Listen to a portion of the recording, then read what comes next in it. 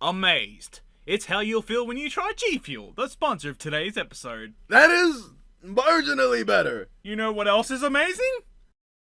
FNaF. Ever since Scott Cawthon graced us with its presence in 2014, the series has captivated us with its gripping lore, varying quality of games, die-hard fanbase, and now even a full feature film. The series animatronics have been jump-scaring an entire generation for years, and while it's going strong to this day, the time has come where they face their biggest obstacle yet. Luigi, the eternal understudy. And the entire animatronic cast of Five Nights at Freddy's.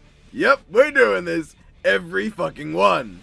The fans voted for it, and now it's time to deliver. Without further ado, He's not Wiz and I'm not Boomstick. and it's our job to analyze their weapons, armors, and skills to find out who would win a not death battle.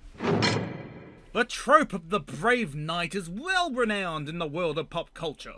The courageous hero, risking everything to save the damsel in distress from the evil dragon, all to save the day, and getting that kiss at the end of it all. While there are some examples you definitely shouldn't look at,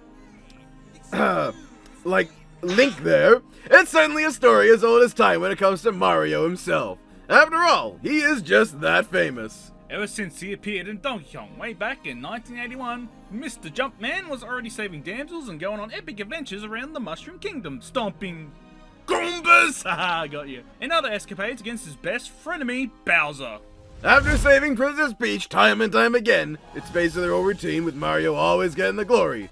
But looking just ever so slightly, just off in the distance, someone is always following Mario's shadow. He's always there, always tagging along as that player too that will never quite leave your side. A character for your little sibling to betray themselves as, playing right next to the big man himself. But after all those years, he finally had enough. Enough cowering, enough being in his brother's shadow. It was finally his time to shine. Luigi Mario! Okay, so maybe not the best start having your last name be your popular brother's first name, but still, Luigi has come a long way starting since then. Appearing all the way back in the 1983 Mario Bros. Game & Watch game, Luigi was always there by Mario's side in the early days of the iconic second player. And that tradition would stick as Nintendo started shaking up the video game industry with their mustache plumber duo. Appearing in a number of spin-offs involved with the karting/sporting variety, duking it out with gaming's greatest hits and Smash, headlining his own series following his antics in a variety of mansions, getting his own dedicated year, and even rescuing his brother from when he got lost in time! Yes, Luigi has seen his less than favorable appearances, that's for sure. That's the Super Mario Bros. Super Show to you, not Boomstick! Even in various YouTube poops of varying quality. After being Mario's other half for so long, it's great to see him get a lot of growth over the years, shaping himself into his own individual ever since being only known as the extra palette swap. Or just the tall one. Or not blue and is a bug. Why do I feel like you're alluding to something, kid? He's been a doctor, a construction worker, twice, Ghostbuster, a casino dealer, a hotel worker. He got into Palooza one time. He was a plumber, and most famous of all, a hero. We're not getting dogged around by Mario and Peach anyways. He can never catch a break. Until Daisy, at least. Ha! Fuck you, Mario. What more to say than getting his own princess for himself? Way to go, buddy! It makes one ask, how does Luigi the Chad manage to keep her impressed, and always one step ahead of his big bro? Well, just being himself for starters. Motherfucker can destroy giant bricks with his bare hands and can stomp enemies flat with no effort. Helps out compared to Mario, he can jump a lot higher as well, with the sacrifice less traction, but honestly, he gives a fucking shit. I was gonna say more like the right power-ups and tools available in order to send either him or his brother packing, but that as well. Oh god, the power-ups. He jumped good. That's all that matters. Fuck you. Such as the age-old classic, the Super Mushroom, making Luigi just a bit more taller and a lot more stronger. It's the perfect overall power boost that has been there since the start. Of the NES days, sure, but the hammer has certainly been around even longer than that. It's the one item that Luigi always carries on hand and is the perfect tool for giving enemies a good old bop, launching various projectiles at peeps, the perfect spinning time tool, and is overall just a great all-rounder to keep around. Yeah. Now when Mario's around with his own hammer, you know the pros are gonna send you smoking. And remember, where there's smoke, there's the fire. Flower. You know it, we know it. It shoots the fiery pew-pews to burn all those pesky enemies away. Oh, there's more where that came from.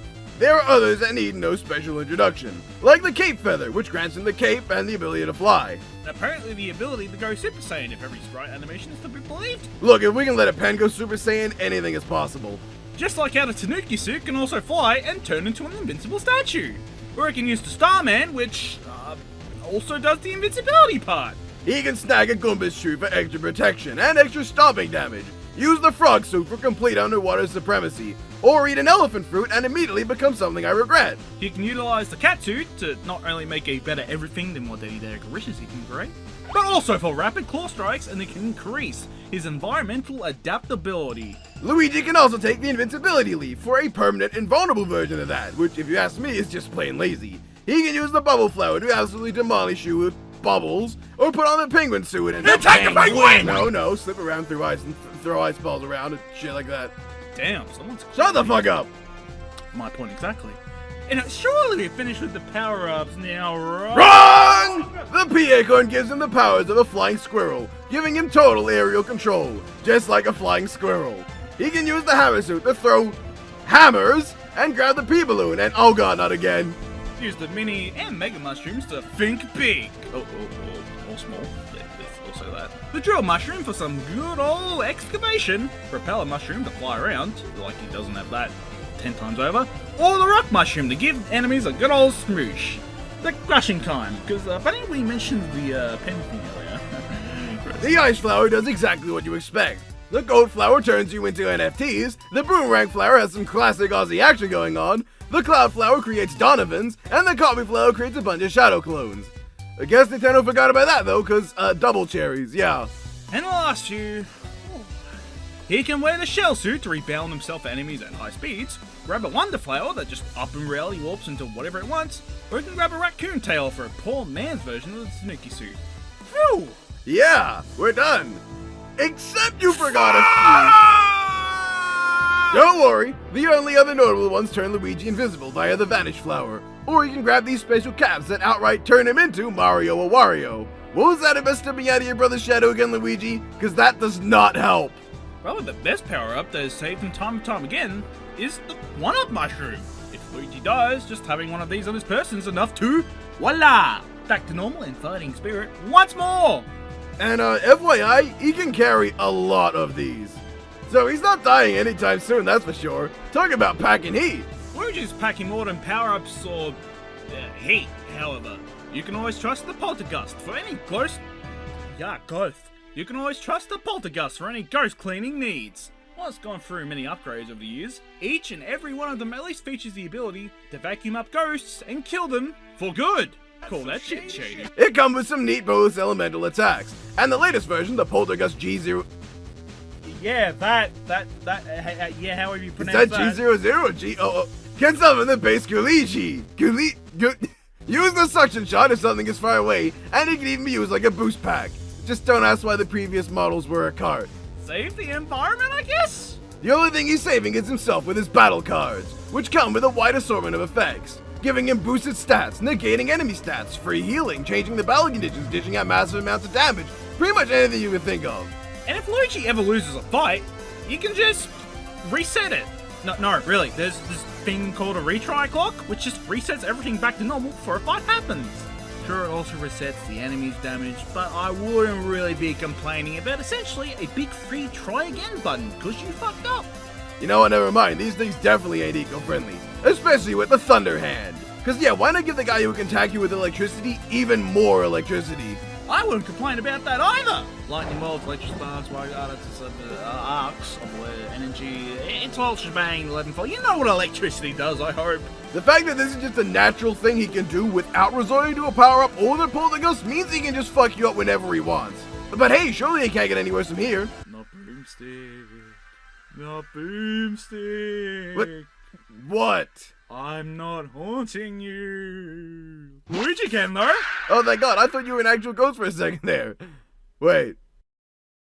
Boom mushroom. Whether it's pulling a nut whiz using one of these mushrooms to become a... Yeah, or just outright falling into a pit one day for whatever reason, Luigi can keep on surviving and will be completely fine. Like that's ever gonna happen. Because if you knock Luigi out cold and decide to attack him in his dreams, get fucked! He can fight just as well in his dreams as if he was awake, as Mario Bros. 2 shows. Or running around in Transylvania, but that's not important. But Luigi has one more ultimate move that puts all of that to shame. Yes, even more than the fucking spring or bee mushrooms, the Master Sword item from Mario Maker 2 that turns you into Link, even more absurd than his side B misfires, or even the totally canon of the main series, because why not, that makes sense, Negative Zone. Not even that! No, I'm talking about the legendary Deviantart! Makes shit it, yeah? Oh, how beautiful that was! It even spikes you as well, so it can actually be useful. And hey, him doing the Luigi Cyclone, or just spinning in general, is something he does in the main series as well. Don't know about his Explosion Shoryuken thing though, but it's cool as shit. With all this and more, it's no surprise that Luigi is no slouch in terms of the amount of things he's pulled off, both by himself and alongside his bro. It's not just bricks and enemies being flattened. Luigi can just stomp whole entire towers to death. Or if he's not in the mood for that, just punt kick the motherfucker. As determined by less cooler people than us, the force of raw energy is worth around 61 million tons. Up the castle kick. Know what's better? Using TNT at that equivalent to just bomb the thing, which Luigi has just stood next to before, and the result is him looking mildly annoyed. He just has a thing for tagging explosions in the face. Hey, no, you can just casually ask plant meteors your way, no problem, yeah sure, why not? Or you can dodge lightning thrown by Lucky Twos, which give him easy mark 2 points as well.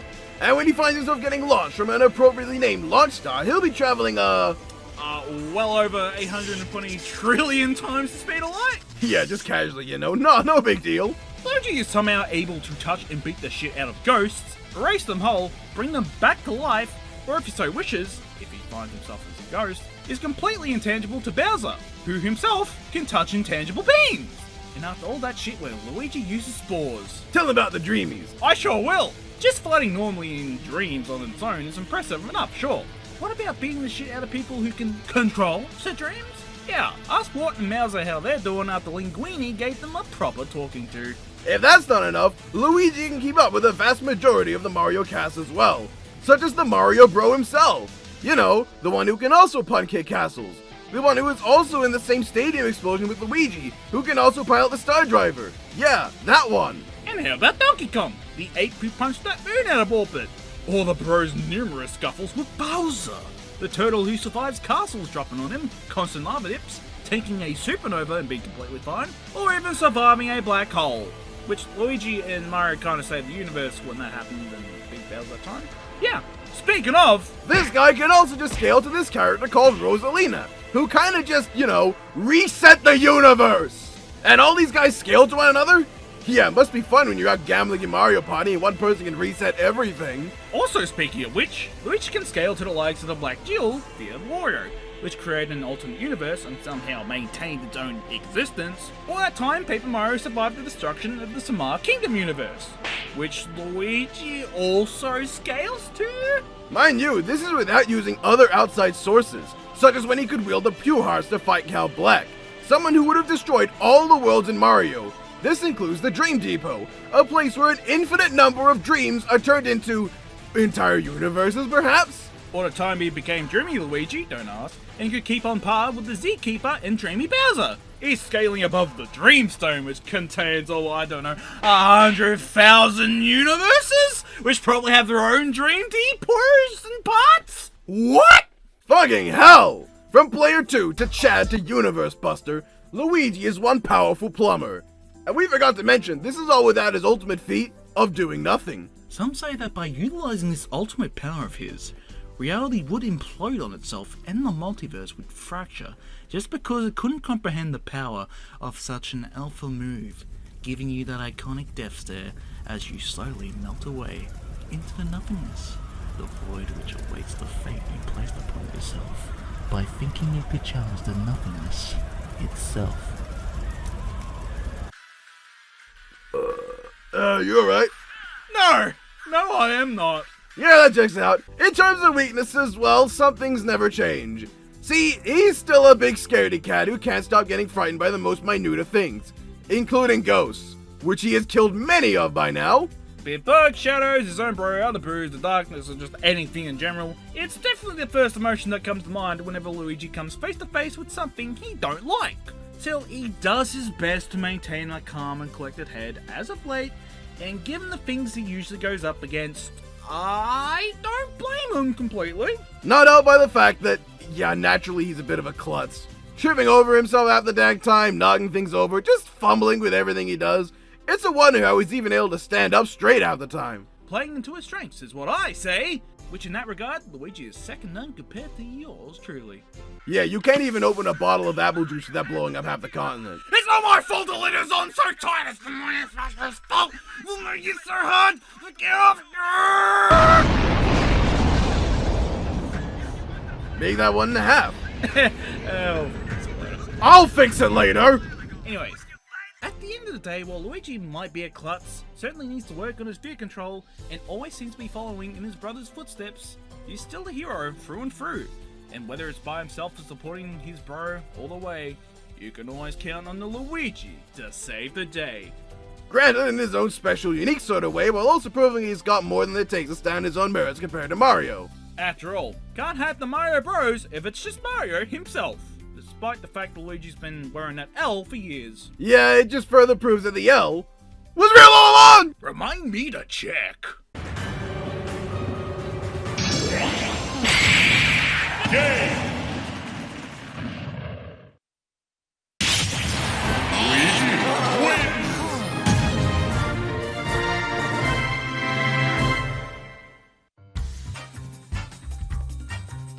Strap in, folks, cause this'll be something, alright. In 1921, a man by the name of Walter A. Anderson had a dream.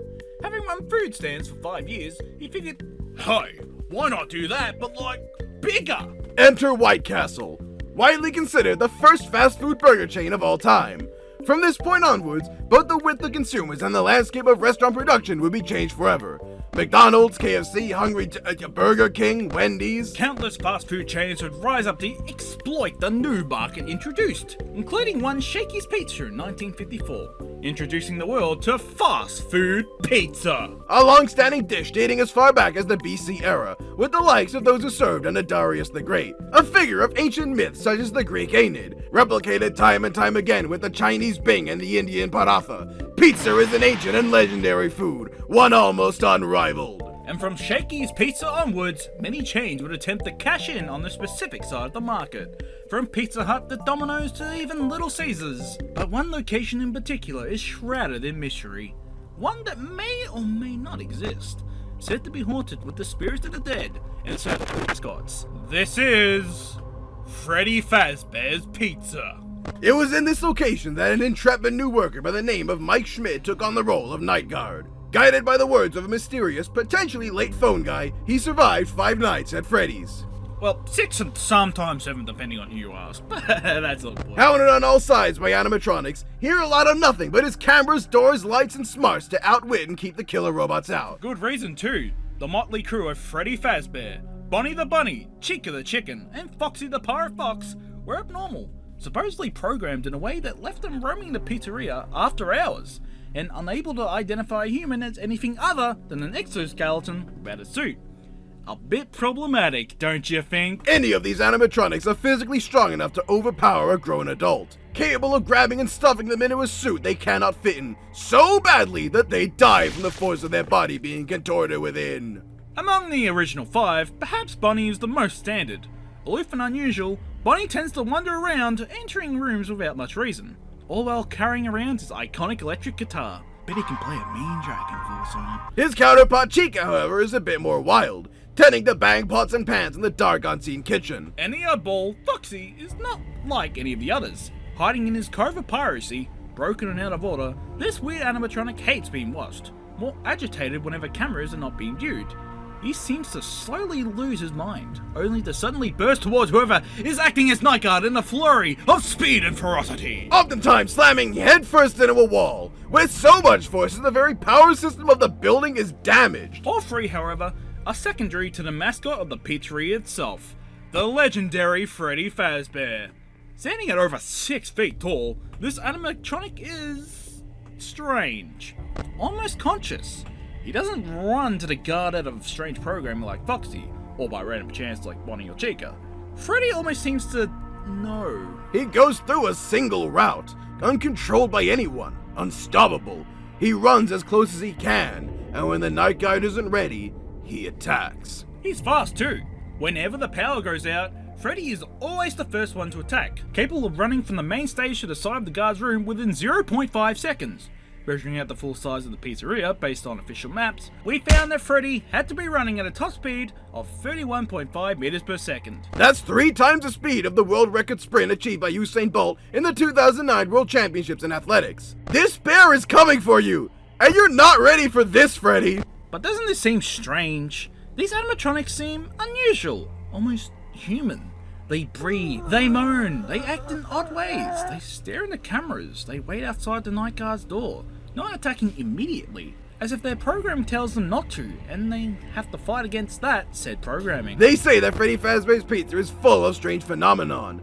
Posters that change for no reason on camera, a camera that's never able to work, a strange yellow bear that sometimes appears, and if looked at for too long, may crash the very mind of the guard witnessing it. Hallucinations that break your very soul. Perhaps the rumors are true. Rumors of a killer. One who ended the lives of a group of children who had gone missing. Perhaps the rotting smell of the animatronics may indicate where their bodies have gone. If that's the case, then who could this killer be? Who was it that possibly did such horrible crimes as the murder of children? A man deranged. At first it was one, but soon it was many. A history of bloodshed reaching as far back as before Freddy Fazbear's Pizza. Back when the franchise was known as Fredbear's Family Diner. These main 4 were not always at the front and center. At one point in the past, they had been replaced. Back in the year, oh yeah, I ain't saying that. The 4 were decrepit, broken down for parts, and withered. Freddy Fazbear perhaps got it the best, with minimal damage, but the others had not fared so well. Come 1987. Bonnie had lost his entire face, as well as an arm. Chica had lost both her hands, and her arms locked up, incapable of moving anywhere but up, and her jaw was torn open. Even Foxy had lost chunks of his body. Whereas Freddy may have come to prefer the dark later, this was a time when he was not so concerned. In fact, 3 of the classic cast preferred to stand directly in front of their victims, staring them down as if waiting for the right time to strike. But not Foxy. While the animatronics of this older location may have been easily fooled, unable to discern the identity of a night guard so long as they wore a mask reminiscent of their own, Foxy was different, smarter. He was not easily fooled, and the moment the night guard let themselves open, Foxy would pounce from the darkness. Or like the side of the wall if the guard was looking too far to the side, but you know. Unfortunately for Foxy, even he had weaknesses. Unable to handle the bright shine of a simple flashlight, he would appear to reset when flashed multiple times, or for an extended period. A glitch that in fact even applies to the other 3 as well. However, these 4, despite being retrofitted with new technology, were not used at the time. They were considered ugly and replaced with more child-friendly animatronics. Animatronics built with advanced mobility and facial recognition systems connected to a criminal database to ensure that no tragedy could ever happen again. These new toy animatronics seemed foolproof. Sure, they had no night mode, and so they were somewhat lost in their programming during the dark, but surely nothing could go wrong, right? Even wrong. These included Toy Freddy, who's kind of, fat. He's like, he's put on a few pounds, he's a bit, fat. And Toy Bonnie, who goes around with his copyright-free guitar. That ain't playing the Dragon Force. And Toy Chica, here to inspire children to eat healthy with Freddy Fazbear's Pizza, stay fit and active, and rip off their own mouths for no discernible reason. And Toy Foxy, who appeared to be missing. In fact, they had long since been torn apart over and over again by children, repaired every day until the workers decided to just make them a pull apart and pull back together attraction. They named it the Mangle. And this strange animatronic barely acted like the others. Perpetually producing a garbled, horrific sound, hanging from ceilings, and seemingly unaffected by lights as one would expect it to be, the Mangle was perhaps the most dangerous of them all. The Mangle is so dangerous, in fact, that he is capable of moving from the right air vents to the main hole so fast that the sound of her garble is immediately gone. When measuring the size of the pizzeria relative to the air vent's own size relative to the animatronics, we can determine that to move from this point to the next, within 1/16th of a second, the Mangle would have to have moved at just slightly over the speed of sound. And they're not the only one. Toy Chica and Bonnie are also capable of moving from within vents to the middle of the office within a similarly instantaneously period of time. As is Balloon Boy. a strange little animatronic that doesn't appear like the others. While any other animatronic is capable of killing a person, Balloon Boy seems to instead disable the batteries of nearby electronics, primarily flashlights. Assuming they're not disabling him, of course. Seemingly, Balloon Boy is not alone. Another similar balloon kid was known to appear in this location, a strange one known only as JJ. And that was only the tip of the iceberg. Night guards in this location would often speak of other unusual occurrences. Paper pals that would disappear from party rooms and appear in the office. Endoskeletons that would seemingly appear within air vents, a shadowy ghost of Freddy Fazbear in parts and service, and a strange world-shattering black figure known only as What the fuck kind of name is that? I'm calling him Shadow Bonnie. And let's be honest, so do you. Perhaps all of these strange occurrences were a result of another greater anomaly. Perhaps it was the strange golden Freddy that would appear slumped and disorderly in the office, so dangerous that he could kill an unawares night guard in an instant, only disappearing if looked away from and if one were to instead focus on another subject like a camera. Almost as if he wasn't really there, as if the only escape was to force yourself to forget his presence. Or perhaps because of another, an even greater supernatural entity. One that was always thinking, always active, and one that could go anywhere. A strange puppet-like marionette that existed only within the prize corner, that would only be placated if its music box was wound up. This puppet was not like the others. It was thinking, feeling, it was aware. It could tell the identity of the guard, mask or not, and nothing could stop them. Once they were free, they would kill whoever it was who failed to placate them. But who was this puppet? This strange, almost human-like being? They weren't always like this, you know. Once upon a time, the puppet was a security bot. One that was programmed to stop a single individual from leaving, to keep them safe. But when they were needed, they could do nothing. Blocked from leaving, a young girl by the name of Charlotte Emily was left unprotected, outside of the restaurant, and in the cold rain. The perfect victim for a killer. By the time the security puppet had escaped and found her, damaged and broken by the rain, she was already gone.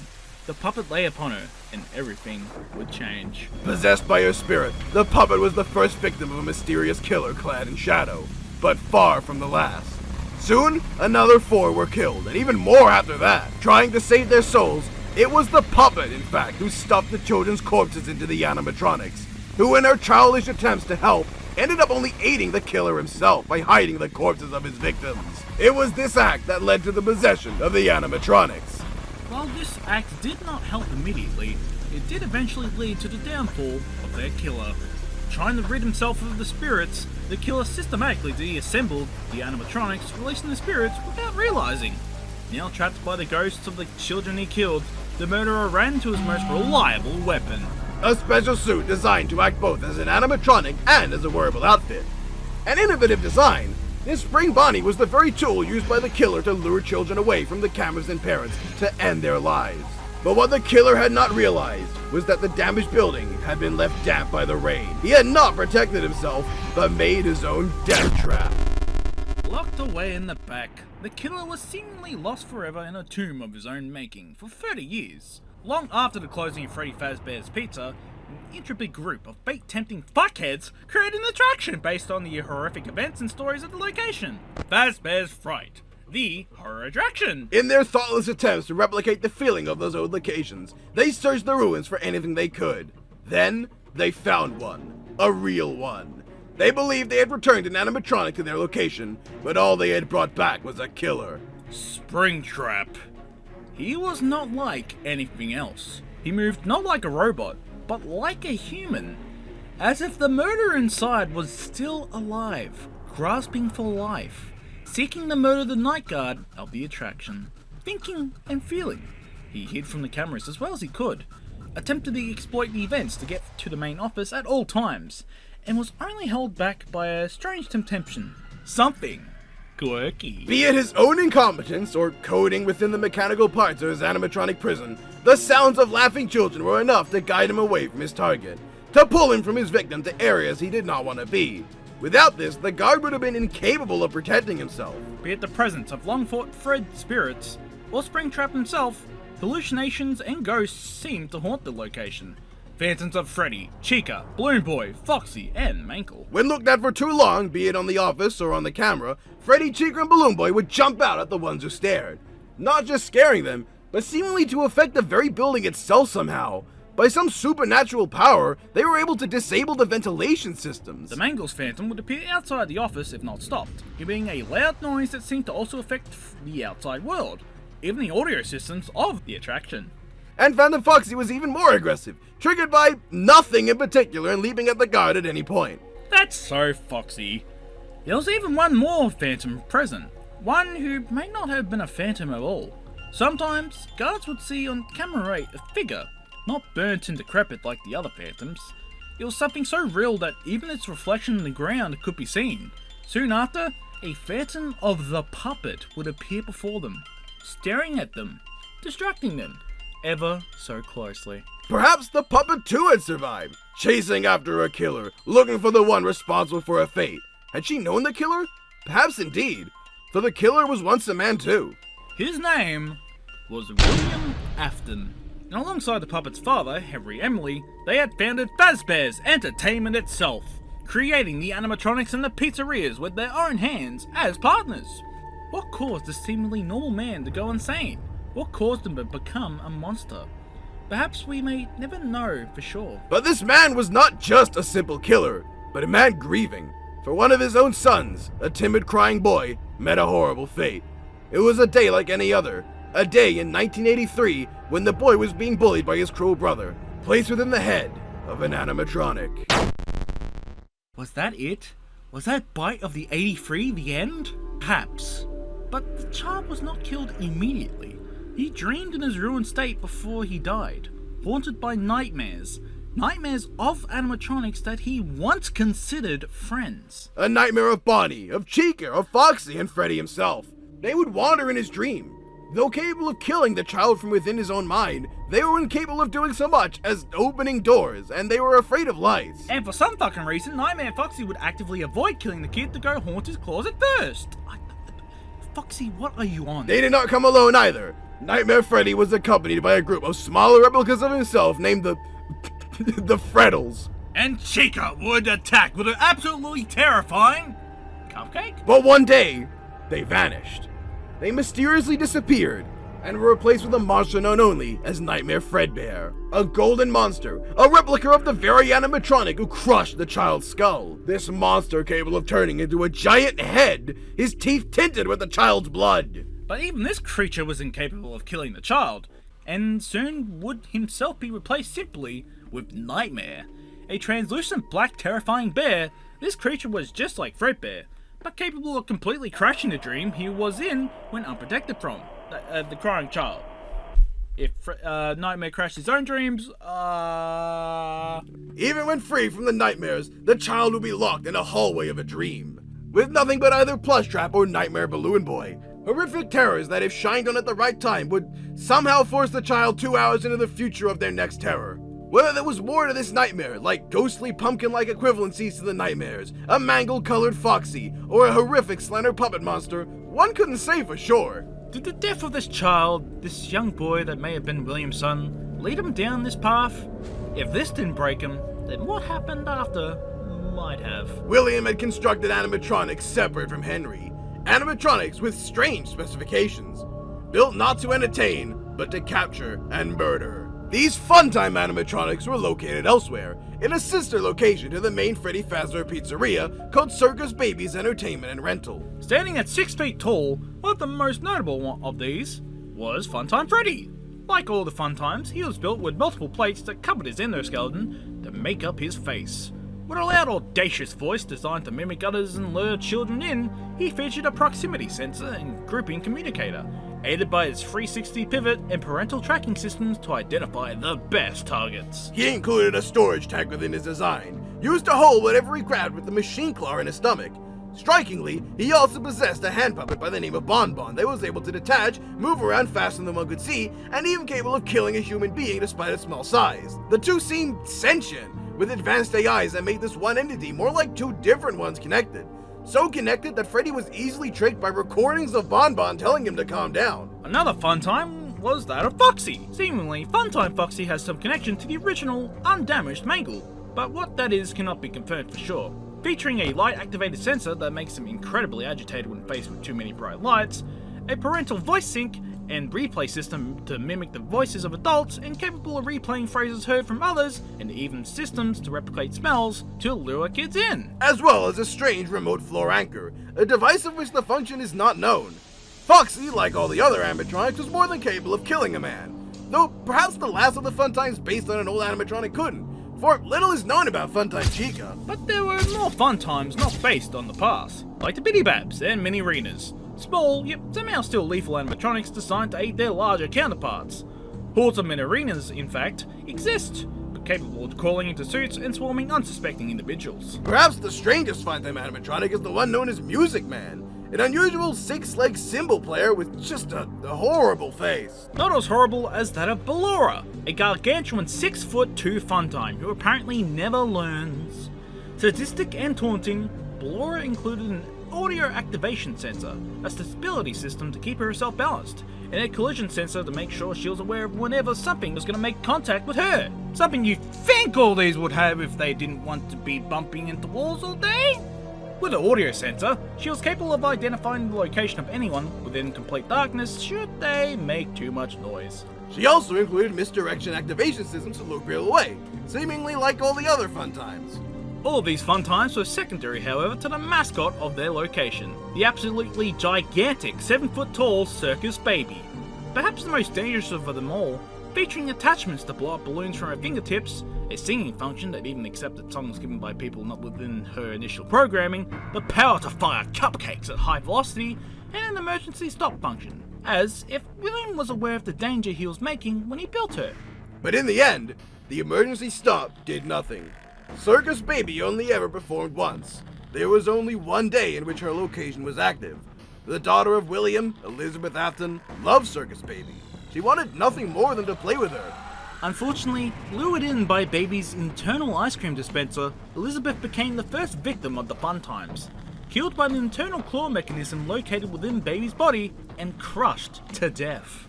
Distraught over the death of his daughter, William locked the Funtimes away, underground forevermore, never realizing the entire time that his daughter's spirit had possessed the very animatronic that killed her. When her brother Michael went into the location to find her, he hadn't realized that she had begun to manipulate him. Though she cared about him truly, enough to save him from Funtime Foxy when attacked, she wanted to use him to her advantage to finally get out. Combining with her fellow Funtimes, they formed the amalgamated entity by the name of Ennard, with a little bit of everybody in them. Ennard used a device known as the Scooper to rip the insides of Michael's body out, and entered him, using his flesh as a suit to appear human. Unfortunately for them, corpses rot, and eventually they have to expel themselves from Michael's body. But even then, Elizabeth appeared truly to believe that Michael would survive, telling him repeatedly that he wouldn't die. And somehow, he didn't! He stood up. He even found his father again. How this happened was unknown, but it appeared as if Elizabeth had truly intended to never kill her brother, only to use him to her advantage, and that was that. But this would not last. Eventually, Henry Emily, the former partner of William, would contact Michael for a plan to finally end the cycle of death, possession, and suffering. He lured everyone, all to deal with them at once. Due to disagreements between the spirits within, Ennard ejected Baby from its amalgamated form, leaving her to recuperate as Scrap Baby, using her eternal claw as an arm, a device strong enough to kill a child through pure crushing force. Ennard itself would reform into Molten Freddy, a monstrosity seeking to kill Michael. A machine by the name of Lefty was built to trap the puppet, and was somehow capable of accomplishing that using a device that would rhythmically produce a steady voltage. And finally, there was Afton. While Springtrap had seemingly died multiple times, even burning down with the horror attraction that had reawoken him, he always came back. Until this day. During the day, Michael would masquerade as a pizzeria tycoon, buying weird animatronics alongside the tiny Helpy who would repeatedly die for him.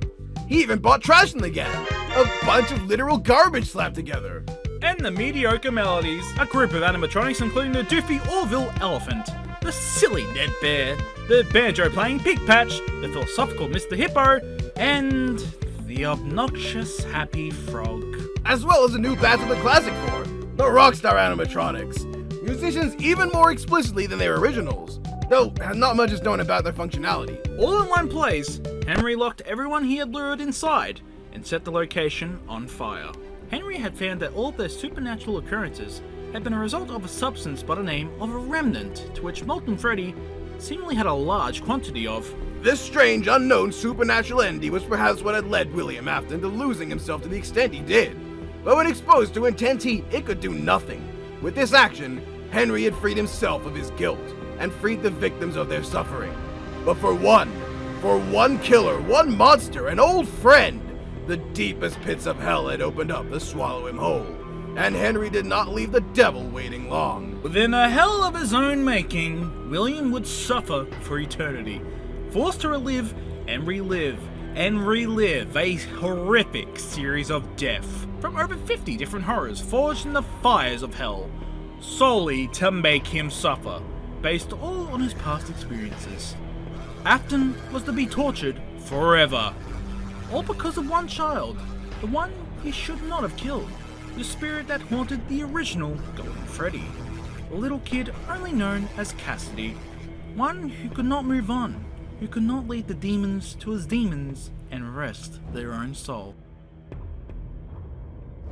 And then, as it turns out, that still wasn't the end. What? But that's the perfect ending! Are you fucking shit? Because then a VR game was made. A simulation of past events to smooth out Fazbear Entertainment's past and make light of the absolutely definitely slanderous claims that could not possibly be real. After all, it was just some weirdo's campaign to make him look bad. There's no way it could have been real. And certainly, in this fun and harmless game, featuring a giant fuck-off kaiju named Dreadbear, there could be no real threat, right? No glitch. Or perhaps, was there a problem? A hair that would manipulate others, an aberration in the code that once reformed through 16 pieces would possess the mind of the person playing the game and return to the physical world? What if all those stories were real? This glitched being may in fact not be the only time we've seen it. Perhaps it's the reincarnated ghost of William Afton, or perhaps it's the same being within Freddy Fazbear's Mega Pizzaplex that lie in waiting. The Pizzaplex being a giant location full of many wild animatronics, such as DJ Music Man, a giant music-playing animatronic, or the daycare attendant, a weird machine that would switch on a whim between sun and moon phases, going from a playful nice entity to a dark or cruel one, capable of unnatural movements such as scaling on walls and ceilings, immune to bright light-based weapons and hard to stop. No flashlight can just make them go from moon to sun, so they eventually fuse into one being. But that's also not important. Within these halls are even the glam rock animatronics, a stylish band including Glam Rock Freddy, Glam Rock Chica, Roxanne Wolf, and Montgomery Gator. And Bonnie, but he's dead. Rip Bozo. That loser got replaced by the bodacious Montgomery Gator, completely immune to bright light due to his sick shades. This wicked alligator is strong enough to smash through steel gates and hold up a giant bucket so heavy the floor gave out beneath him. He's accompanied by Roxanne Wolf, who is able to eat absolute shit when a car was thrown at her, and Glamrock Chica, who eats trash and briefly survives being smashed with a compactor. However, all three were defeated by a child named Gregory, and their individual abilities given to their leader, Glam Rock Freddy. Capable of running around even when carrying a child in his body, he possesses Chica's voice box, Roxanne's eyes, and Montgomery's claws. He features an internal lighter that can burn buildings down, can scare off machines, see through walls to locate CDs and gift boxes, and break open chain gates. He is capable of scanning people's identities, remotely disabling security systems, and temporarily resist possession. The Glam Rocks are all seemingly more sentient than other animatronics, capable of thoughts, feelings, and relationships, and tough enough to continue moving and attacking and killing even when suffering through absurd amounts of punishment. These Glam Rocks are not easy to put down. Also there's Vanny. She's human, let's not think about her much. White woman jump scare! The Pizzaplex is also full of security bots strong enough to force open elevator doors. However, it ended up just being destroyed, trapping Gregory underground until the arrival of Cassie, who explored the ruins to help him. All while being chased by a strange, glitchy being known as the Entity, who had attempted to stop her. And as it turned out, it was right. When Cassie freed Gregory, she had learned that there was no Gregory there.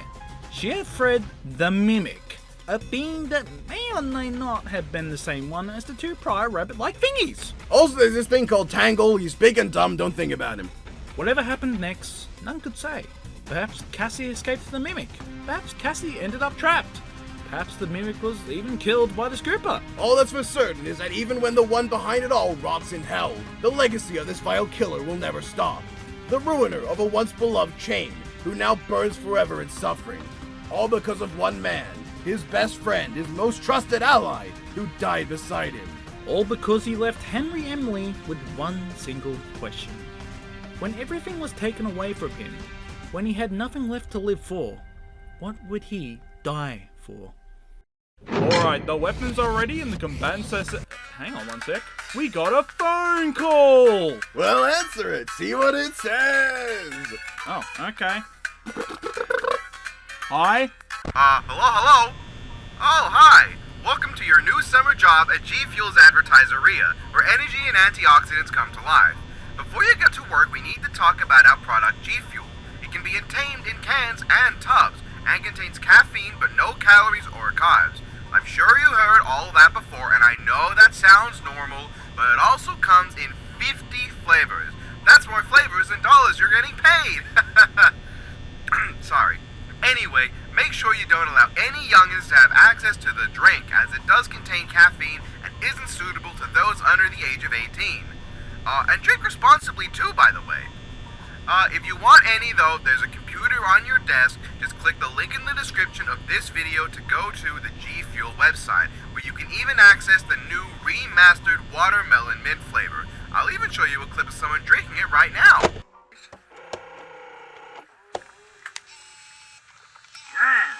This watermelon mint is so good, I could even give it to my brother, Steve Bob. Huh?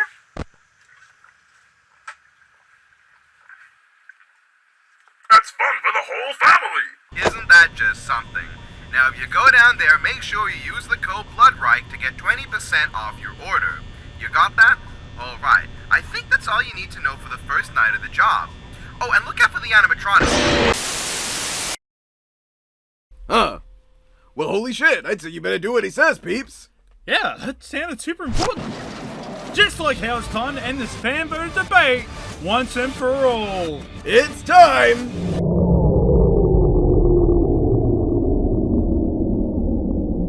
for a not-death battle. Mamma mia, why did I go for the security guard job listing? Ooh, maybe this won't be so bad. Hey. Oh, hi.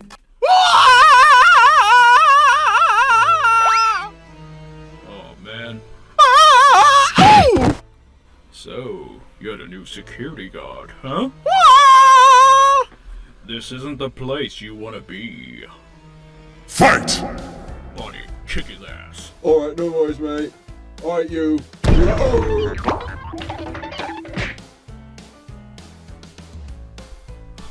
Chica, kick his ass. I kinda don't wanna, Freddy. He ripped my arms off.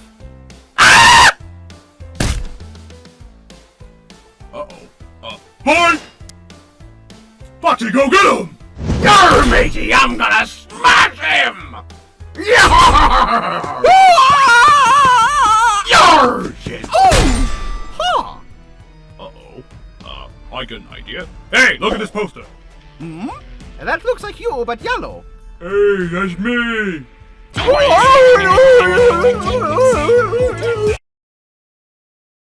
Is he tripped the balls? Yeah!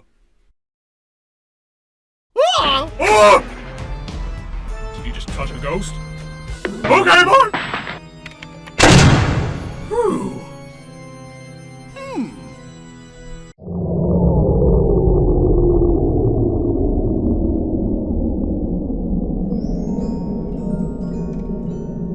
Ha! The power went out. Ah! I can't see you. I wanna say. Oh, my eyes! I know. I'll have to get the others. I can't leave them to hurt anyone else. Animatronics! Assemble. That's it! You're gonna die of a diabetes. You're so fat. Let's see! It's not like asking this kid on the bus. It's time to face the... Good job, Bonnie. Oh, bloody hell. Hello? Oh, hello. My flashlight? Ah, it no longer works. Ah! I have to charge up from my flashlight. Ah! Holy moly! Who's next? Ha! Do you need my help? Ah! You traitor. Shut up, Freddy.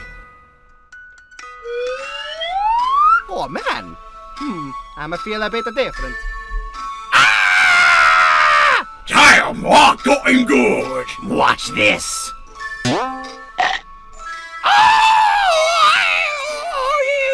Oh, on your left. Thanks. Alright, it's about 5 AM. We gotta do the thing. The thing? Right. Oh, Bonnie, Foxy. Oh, I'm British. Fuck it. I am the Grim Reaper in bear form. I will bring upon you. That is a giant radish. Woohoo!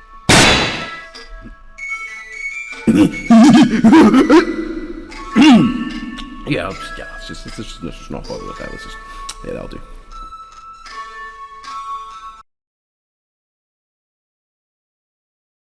Whoa! What a weird dream! Oh shit! Hey, William! Hey, yo, what the fuck?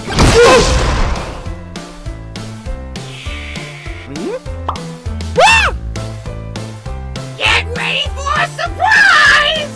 Is it another Freddy Fazbear? No!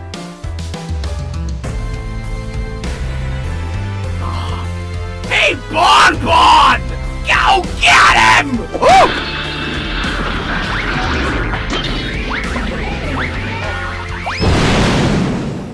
Wait, so why do I have to do this? We don't have a Chica with us, darling. Okay, I just hope you don't get tired of my voice. You killed all my buddy, and so I'm going to kill you.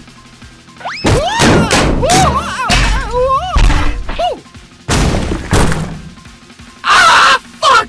You bastard! You hit me with a floppy tail. Oh no!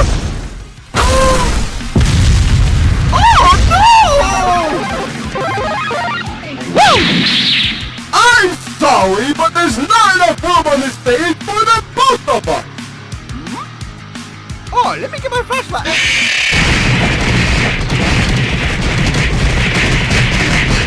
Woo! Oi, shut the fuck up, cunt! Sorry. You hurt them. My friends. You will die. You will die. You will die. You will die.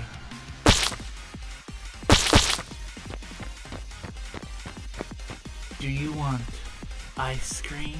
No, not particularly. I would like a gelato.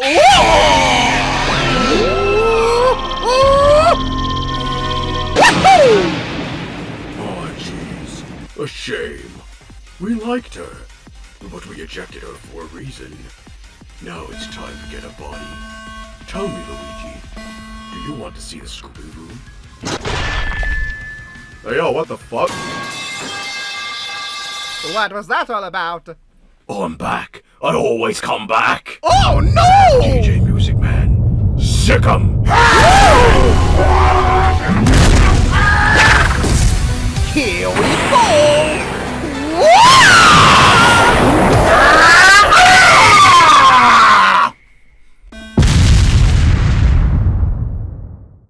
I should move. Woo! Is that all? Oh, come on! Luigi Mario from the Super Mario Bros. Franchise? Unfortunately for you, I must behave anyway. This is fine.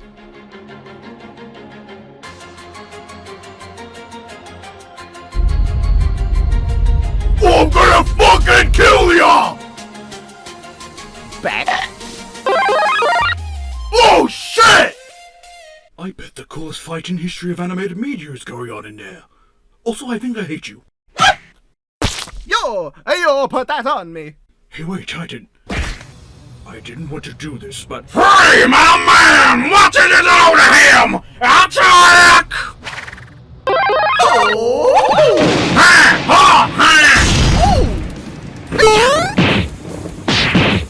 Yeah! Ha! You missed! Or did I? Yeah, you did! You know what they say about what comes of it? Oh, he's dead. Hell of shit. Look at me! I'm so fucking hungry right now, holy shit.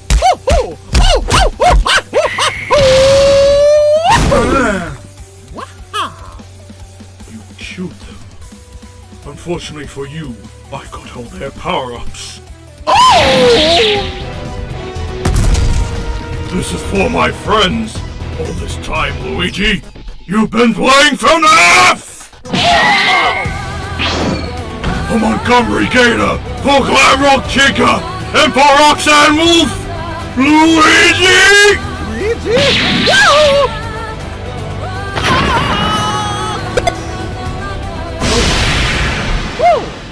That was intense. Hi. It's not over as they say, until the fat lady sings. I won't let you beat us, Luigi. And I won't let you hurt anybody else, Freddy Fazbear. It's settled then. I suppose it's his. Guide me, brother! Let's go. Get ready. For Freddy!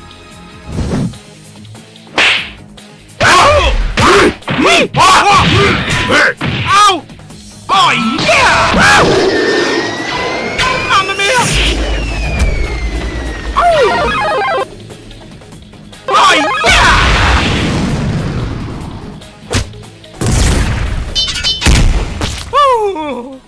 Got you now, you son of a bitch!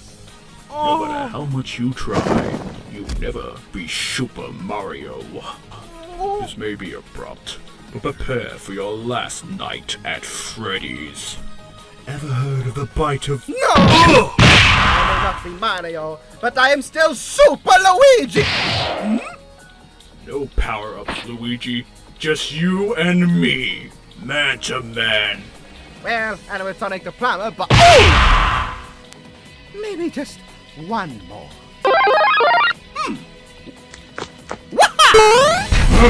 No! Get out! Oh!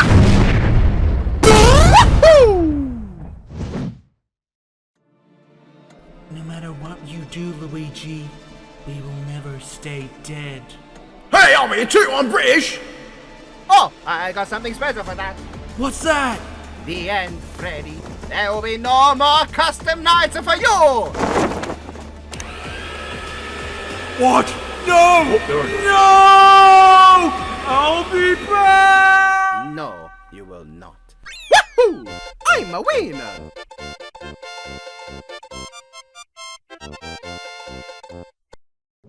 Look, it really wasn't rocket science, guys. When it came down to it, there really wasn't all that much the FNaF crew could do against Luigi, but let's go over this anyway. To get it out of the way, what advantage did the animatronics actually have? Surprisingly, not zero! Obviously, there was a huge numbers advantage. Including the Phantoms and Nightmare animatronics, the main list of animatronics in the franchise number roughly 60, not counting a few extras like Lolbit and Yendo who are of dubious canonicity. That's quite a lot more than, well, one. And this did mean that while Luigi had to kill more than 50 enemies, they only had to kill one Luigi. Unfortunately, that was easier said than done, even with remnants. It's not really something that important, so it wasn't really worth going over too much. But basically the souls in the animatronics cling to them because of this substance remnant. It doesn't matter though, as you'll see why in a moment. The other obvious advantage held by the animatronics was that they're simply terrifying, at least to most people in universe.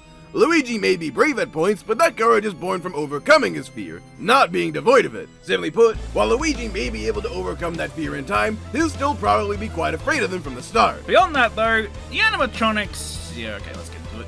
First off, they didn't hold a candle in sheer power. And this is not even going to scaling Luigi to other characters in this franchise.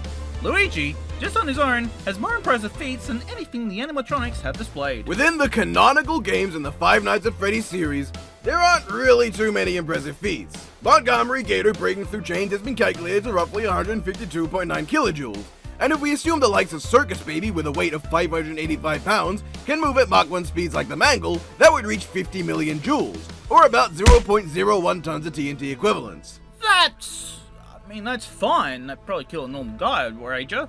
But comparatively, Luigi just on his own has done stuff like, say, I don't know, shatter giant bricks with his bare fists, stop towers to dust, punk kick castles in the sky, launch meteors with his bare ass, withstand explosions to the face. Yeah, I think the point has been gotten across. Kicking that castle alone can get kilotons or megatons of TNT, which there just isn't anything the animatronics could do here. There goes their speed too. At best, Mangle can move at Mach 1 to Mach 2, and there may be other one-frame feats that could get a similar range. Comparatively, Luigi is capable of reacting while moving at full speed from the launch star, at which he will be moving at over 820 trillion times the speed of light. Of course, you might be willing to argue against this feat, but even something as simple as just him and Mario being able to jump at speeds relatively similar to Lucky 2's lightning would give us results way higher than Mach 2. Now we can talk about how Luigi just entirely counters the animatronics to everything else. First of all, Remnant. It can be destroyed by fire. Luigi has the Fire Flower. Secondly, all animatronics are likely weak to electricity, as even the highly advanced ones like Circus Baby and Circus Ballora are susceptible to controlled shocks, while Luigi is outputting probably a lot more than a minor controlled shock. While these electrical shocks don't destroy the animatronics, it only takes a handful of repeated ones to leave them damaged beyond the realm of repair, so Luigi unleashing a full-powered fuck-off attack would be more than enough to deal serious damage. Plus, it's hot, so Remnant wouldn't like it. Even without that weakness, Luigi could just straight up suck the children's souls out of the animatronics with the poltergust. Problem solved. Or even just kick the crap out of them himself. He can touch ghosts. And even if all that, trapping ghosts, destroying ghosts, or beating them up doesn't work, he can bring ghosts back to life. He could just bring the dead kids back to life. What the fuck are they gonna do? They're children. He could use a fucking broom to wipe them all out. What chance do they really have? And that's just the stuff that he has that counters the few abilities the animatronics possess. He even has stuff beyond what they've ever shown to go up against, like the Ice Flower, the Rock Mushroom, the Gold Flower, Battle Cars, the Retry Clock, the Double Cherry, the Cobbie Flower, or even the caps that let him become Mario and Wario. The animatronics may have the numbers advantage, but it's likely that for each of one of them, Luigi could just use different power-up or weapon and still have more than left over after he was done. And with such a power and speed advantage, they really had no options. Even going into dreams wouldn't matter. Luigi is perfectly capable of fighting within a dream. Even if you went as far as to argue that Nightmare is a universe buster within the dream because he can crash the game, and thus somehow you say that destroyed a universe, Luigi is more than capable of defeating Wart and Mauser, who can affect and destroy dreams. And if you're thinking, well, I don't know, these don't seem like all not best evidence for universal dream destruction, well, congratulations, because the same can be said for the Nightmare thing. Nightmare isn't even strong enough to overpower a kid closing a door in his dreams. Luigi can survive dream bombs and lift giant radishes. Nightmare ain't got shit. And mind you, we're not even considering where Luigi would scale in terms of how relative he is to other characters. Bowser was able to survive a supernova. Even if Bowser scales to 1/1000th of a supernova's power and Luigi is 1 trillion times weaker than Bowser, Luigi would still be 100 quadrillion times more powerful than the highballed baby calculation. They really stood no chance. As it turns out, this was indeed the place Luigi wanted to be. The winner is... Okay, fine. Let's talk about FNaF World. We've already determined pretty succinctly that Luigi clears FNaF when only using their canon primary games. But what if we go beyond that? Well, in FNaF World, animatronics are collectively capable of defeating Anim Dude, a being who controls the entire universe, and upon being defeated results in the universe ending and being reset entirely. Similarly, this occurs when killing the character Chipper as well, and the universe ending also, it's in the name, ain't it? Additionally, animatronics have access to bites, bits of equipment with tons of uses. These include healing, a chance to cause instant death, blocking damage, and draining life. They also have chips, more bits of equipment that can increase stats, decrease enemy stats, and prevent instantaneous death. Gift boxes even allow them to come back from death. They can even resist Anim Dude manipulating the very plot against them.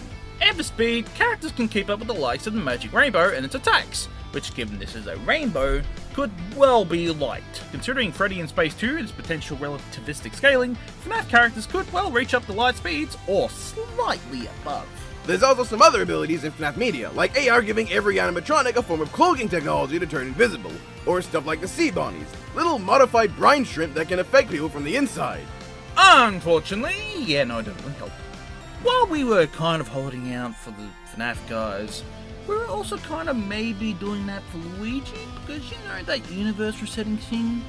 Yeah, so Luigi scales this character called Rosalina, who also kind of did that. Not to mention some other feats, like scaling to the Black Gem that created an alternate universe and maintained its existence, or scaling to Paper Mario surviving the destruction of the Samar Kingdom universe, or even the Black Hole Bowser survived. Yes, stopping that saved the universe. So at worst, Luigi would still be comparable to the FNAF animatronics, even with FNAF World. He might even be stronger. And then we get into abilities, and well, frankly, none of the animatronic stuff is anything Luigi hasn't dealt with before. He can resist stat decreases and instantaneous death. He has better and more varied healing that he does not need to split between 60 characters. He even has better resurrection, seeing as the animatronics at best get one gift box each with the auto gift box chip, and then after that require one of only 4 animatronics to go hand out the rest of them to bring them back.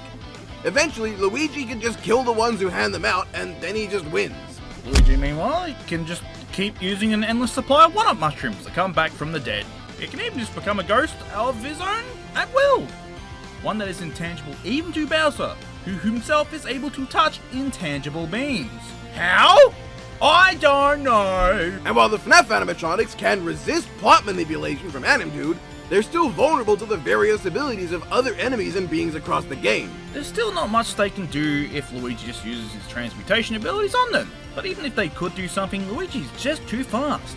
At best, if FNAF animatronics get light speed, Luigi clues that easily. Millions, potentially even trillions or more times over, depending on the feats used. So even with a huge numbers advantage, Luigi would be more than capable of taking them down and destroying their souls. And Luigi regularly takes many enemies on at once, each capable of one-shotting him in every game. And keep in mind, we're still looking at canon Luigi. Just from the main games and a few spin-offs, if we composited Luigi the way we did with the Five Nights at Freddy's crew, well, it just becomes grossly unreasonable. At that point, you have to consider Luigi's power when wielding the Pure Hearts, which allowed Luigi to reach the level of power necessary to take on the likes of Count Black, who could destroy all worlds in all of Mario. Which would include the Dream Depot, whereupon an infinite number of dreams are turned into entire universes. In a dream with Luigi, he could fight the Z-Keeper and Dreamy Bowser, each scaling above the Dreamstone, which contains 100,000 universes. Suffice to say, there's really no chance for the FNAF animatronics, even when compositing. When a composited Luigi can destroy more universes than there are FNAF animatronics. At this point, I almost feel bad for the robots. It certainly didn't take 6 hours to determine this one. All it took was one look at Luigi to realize that his L was Cap. The winner is Luigi. Well, here we are. Thank you everyone for watching. I hope you enjoyed this hour-long episode of Not Death Battle. Hope it lived up to the hype of having to wait all this time for the next episode, which, hey, you've waited longer for episodes, so... I'm just here to say thank you everyone for 30,000 subscribers, which we hit a while back, and we haven't hit another milestone yet, but that's fine. This is the time of the year where views kind of come in slow, but I hope everyone who does watch this really enjoys it. It was a lot of fun to make, and I want to thank a few people. I want to thank Huan for helping me cook this. I think we did a great job. I'm very happy with how this episode is. He was fantastic. And I want to thank Soul Symbiote and James107 for both appearing in the episode as Bonnie and Music Man respectively. Thank you especially, James, for physically injuring yourself for the sake of that scream. You didn't have to do that, but it was kind of funny to watch happen. I'm not a terrible person, I swear. And I want to thank all the people who support me on Patreon. But first, I also want to thank all the moderators in my Discord servers, which you can access, the one that people can access through Patreon. I want to thank Donovan, Biffweed, Jaff, Chokemaster, Viz, and Thanos Quack for helping out, for being mods and keeping things up and running and stuff. And I also want to thank everyone over on Patreon. So thank you for supporting me. It does help. I'm gonna read out the names, which I haven't done since like the first reading, or the first time I did a Patreon shout out. Because I'm an idiot, but I haven't done it once this year because there's not been many videos to do it on, so I'm going to do it now. Thank you to One Fish Mob, Mr. Catface, The Milkman, Charcoal FTW. I don't know if it's meant to be Charcoal for the win or literally FTW. Either one is acceptable. Scumlord Ray, Sayorla the Surly, Bowsette, Retro, Matthias Mouse, Mr. Strange, Vincent Young, Sir Jalen III, Finton Majora, I'm Here to Lurk and Steal Memes, Mao, Jeremiah Cortez, Tim, Zyla, Blaz, Black Chaos 64, God Halo Ducky, Captain Strange, Malubits, Lucky the Lucky TD, Sirius Spike Sam, James Maguire, Matthew Deleva, Not Santana My Dudes, Floating Through Subspace, Cringe God, Caroline, Shirukatsi, Tita, Owl, Azure Blizzard 721, Bruce Fitch, Frubbles, Turtwig, JadaRex122, Ray, Tyler, Darius, Lucas Marks, Nautical, Milkman, Chris, Malachi Williams, and KJ Rex 101. And one of you I'm pretty sure is the Clouded Artist listed under a different name, but just to be safe, the Clouded Artist. And speaking of artists, a huge thank you as well to Kitty Calamari, an amazing friend of mine who didn't directly help with the episode, but she and also B over at Twitter both kind of helped inspire me to do a little bit of that drawing thing, which is kind of the inspiration to why I hand drew the DJ Music Man bit. So thank you to you two as well. You're both absolutely lovely. I'm very thankful to know you. So thank you everyone who helped out. I did those calculations myself, so I'm not going to shout out Rena, but I'm going to shout her out anyway. Thank you, Rena, for being a friend. And one last thank you to Brandon Yates, not only for making such great music for everyone to hear, but also for giving me permission to use his music in my projects, which plenty of are used here, including the one that is literally for this matchup, and may or may not have been the reason that someone suggested it, and then it got into the poll, and then it won, and this episode exists now. And now I'm going to just throw two random bloopers at you that I just thought were kind of amusing. Again, thank you for watching, and I hope you enjoyed.